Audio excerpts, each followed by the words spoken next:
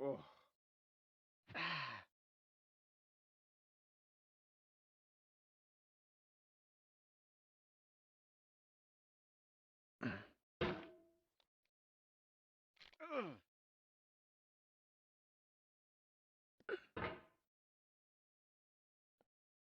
What?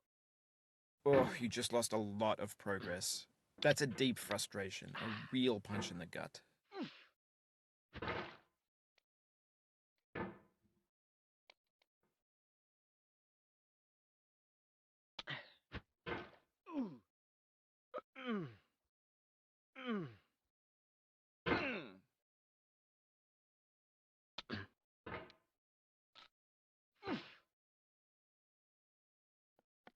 Oh.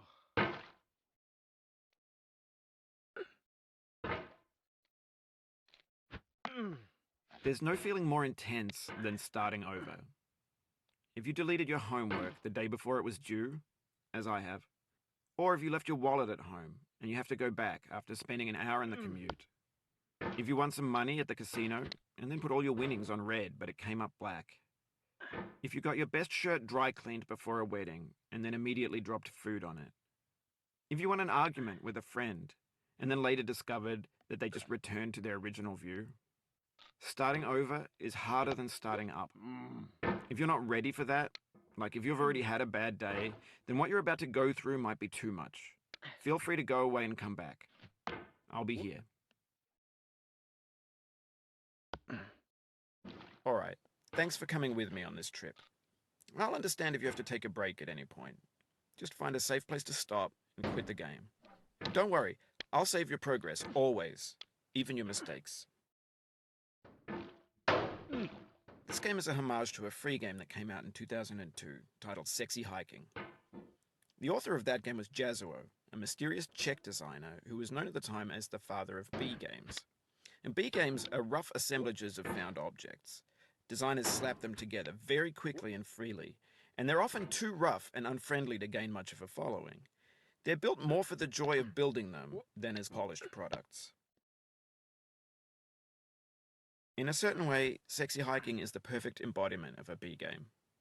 It's built almost entirely out of found and recycled parts, and it's one of the most unusual and unfriendly games of its time. In it, your task is simply to drag yourself up a mountain with a hammer. And that act of climbing, in the digital world or in real life, has certain essential properties that give the game its flavor. No amount of forward progress is guaranteed.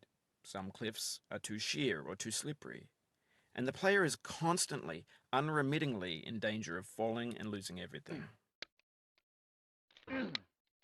Anyway, when you start Sexy Hiking, you're standing next to this dead tree that blocks the way to the entire rest of the game. It might take you an hour to get over that tree, and a lot of people never got past it. You prod and you poke at it, exploring the limits of your reach and your strength, trying to find a way up and over. And there's a sense of truth in that lack of compromise. Most obstacles in video game worlds are fake. You can be completely confident in your ability to get through them once you have the correct method or the correct equipment or just by spending enough time. In that sense, every pixelated obstacle in Sexy Hiking is real. The obstacles in Sexy Hiking are unyielding, and that makes the game uniquely frustrating. But I'm not sure Jazuo intended to make a frustrating game. The frustration is just essential to the act of climbing, and it's authentic to the process of building a game about climbing. A funny thing happened to me as I was building this mountain. I'd have an idea for a new obstacle, and I'd build it, test it, and it would usually turn out to be unreasonably hard. But I couldn't bring myself to make it easier. It already felt like my inability to get past the new obstacle was my fault, as a player rather than as a builder. Imaginary mountains build themselves from our efforts to climb them, and it's our repeated attempts to reach the summit that turns those mountains into something real. When you're building a video game world, you're building with ideas. And that can be like working with quickset cement. You mold your ideas into a certain shape that can be played with, and in the process of playing with them, they begin to harden and set until they're immutable, like rock. And at that point, you can't change the world, not without breaking it into pieces and starting fresh with new ideas.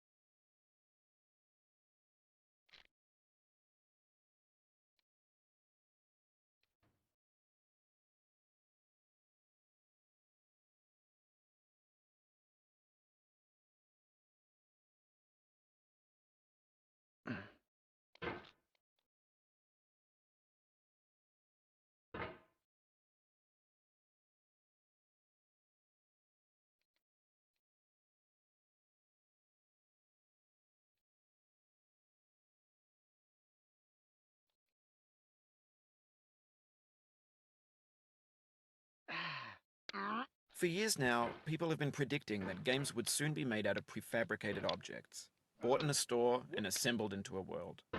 And for the most part, that hasn't happened, because the objects in the stores are trash. I don't mean they look bad or that they're badly made, although a lot of them are. I mean they're trash in the way that food becomes trash as soon as you put it in the sink. Things are made to be consumed and used in a certain context, and once the moment is gone, they transform into garbage. In the context of technology, those moments pass by in seconds.